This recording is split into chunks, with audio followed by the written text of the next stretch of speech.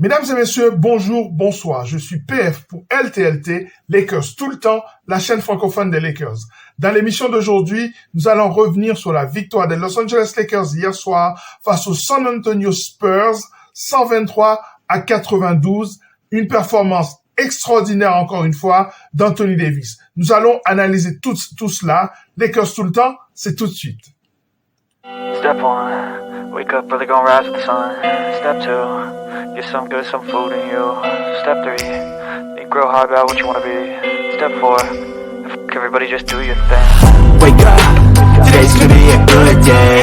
Wake up, today's gonna be a good day. Wake up, today's gonna be... Alors, le premier élément que j'ai envie de mentionner, membre du Starting Five, c'est Lonnie Walker qui continue à jouer du basket de haut niveau. Les Lakers hier ont tiré à 35% à 3 points et à 53% à 2 points. Ils continuent leur bon travail au lancer franc en tirant presque à 88%. Donc, ce qui est évidemment excellent. Alors, ils ont gagné largement la bataille du rebond. Je vous avais dit que les Lakers, à chaque fois qu'ils gagnaient la bataille du rebond, ils gagnaient le match. Le meilleur rebondeur du match, c'est Anthony Davis avec 18 prises. C'est le 3e match consécutivement où il a plus de 16 rebonds.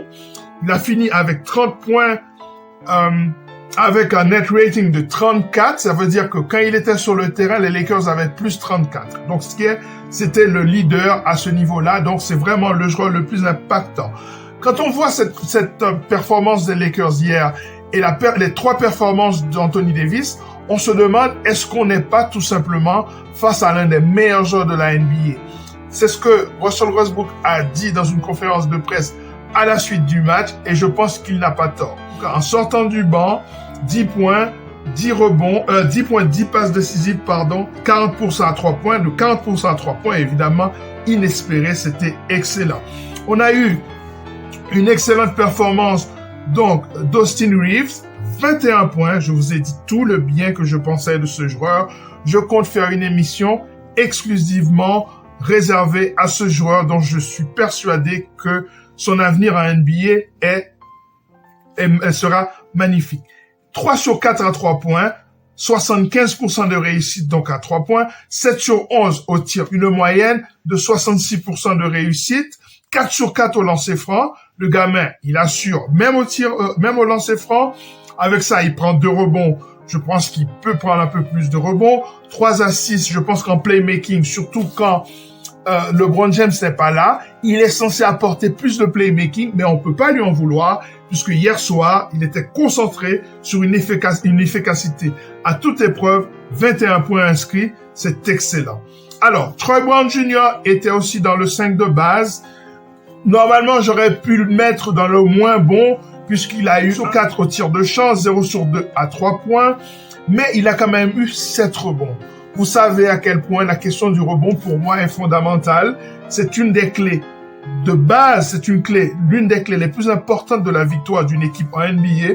Et comme il contribue à faire ce petit travail de défendre sur les joueurs les plus importants, de switcher, de permettre en fait un dynamisme au niveau du starting five et au niveau des différents match-ups qui se présentent aux Lakers, je considère que même si son scoring n'est pas élevé, même s'il est maladroit, sa présence sur le terrain est très intéressante. D'ailleurs, il a terminé à plus 10, donc plus 10 pour les Lakers quand il était sur le terrain. C'est pour moi un indicateur assez intéressant. Je voudrais parler maintenant de Kendrick Nunn. Donc, je voudrais 4 sur 8 au tir, 3 sur 6 à 3 points et 2 sur 2 au lancer franc.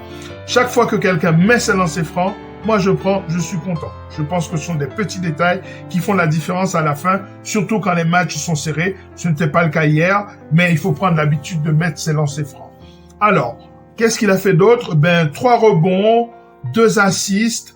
Par contre, 4 pertes de balles. Je parlerai des pertes de balles dans le moins bon, de manière générale pour l'équipe. Mais force est de constater que hier, celui qui a perdu le plus de ballons, c'était lui. En revanche, il a mis 13 points en 21 minutes. Je pense que c'est un très beau ratio. À côté de lui, on l'a vu associé de temps en temps, surtout à partir de la deuxième mi-temps, avec Dennis Schroeder qui lui-même a joué 23 minutes. Je vous avais dit ce que je pensais de ce joueur, de l'acquisition de ce joueur par les Lakers. Je trouvais que c'était une excellente acquisition pour plusieurs raisons. Je vous avais parlé de sa capacité à aider au scoring. Hier, il a mis 13 points, 4 sur 4 au lancer franc. Je vous ai dit ce que je pensais des lancers francs. 1 sur 2 aux 3 points et 4 sur 7 au tir. Ça fait 57%. C'est excellent. On l'a vu dans le mid-range réussir plusieurs tirs. On a vu justement cette variété au niveau du scoring dont je parlais.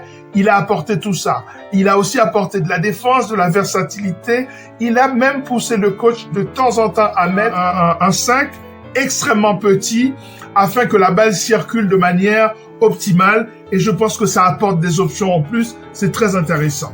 Alors, Thomas Bryant, hier, il a joué 23 minutes. Et pendant ces 23 minutes, tenez-vous bien, 5 sur 5 au tir, ça fait 100%. Le garçon, 9 rebonds.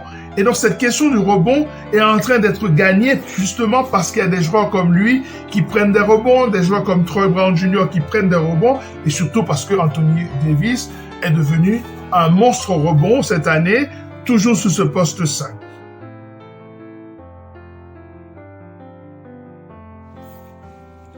Le moins bien, c'est une question qui, à mon sens, va revenir hanter l'équipe des Lakers. C'est l'incapacité à prendre soin de la balle. 15 pertes de balles hier. Je pense que ce match aurait été beaucoup plus facile encore si les Lakers étaient plus ou moins aux environs de 10 balles perdues.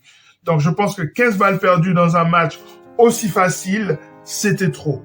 Et parfois, on a vu des pertes de balles qui étaient dû à un manque de concentration, au fait que le match était plié depuis très longtemps. Donc, je dirais que ça, c'est le principal point négatif. L'autre point négatif, c'est l'incapacité, selon moi, pour Patrick Beverley à être un playmaker intéressant et à être un scoreur. Donc, quels étaient ces stats hier? 1 sur 5 au tir global, ça fait 20%. Et 1 sur 4 à 3 points, ça fait 25%. Il n'a pas pris de tir de lancer franc, donc il n'a pas du tout été agressif au niveau offensif.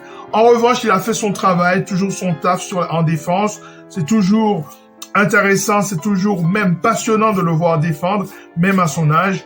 Dès lors, je pense que son rôle au prochain match va être très intéressant. Ça me permet de faire une transition sur le prochain point, les projections pour le prochain match face aux Phoenix Suns.